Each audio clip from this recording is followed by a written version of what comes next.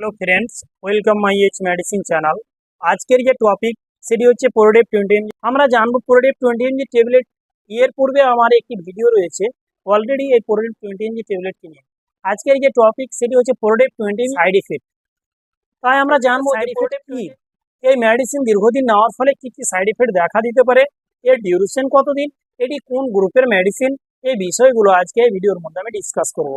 তার আগে আপনাদের কাছে রিকোয়েস্ট, আপনারা এইচ মেডিসিন চ্যানেলকে সাবস্ক্রাইব করুন, পাশে থাকা বেল আইকনটিকে প্রেস করে দিন, অল নোটিফিকেশন অন করে রাখুন, সবার আগে ভিডিও পাওয়ার জন্য।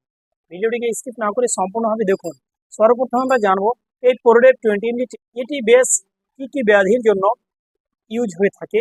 এটির ইউজ যেমন মস্তিষ্কের ব্যাধি, এছাড়া ক্ষুধা কিংবা অনিদ্রা, এছাড়া ডিপ্রেশন, এই সমস্ত ডিজিজের ক্ষেত্রে ডাক্তারবাবুরা এই প্রোডেপ 20 mg।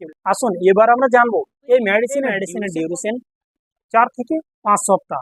এর থেকে যদি বেশি সে নিতে চায় অবশ্যই ডাক্তারের সাথে কনসাল্ট করতে হবে। আসুন এবার আমরা জানবো এই মেডিসিনের ডোজ নির্ণয় করে থাকে।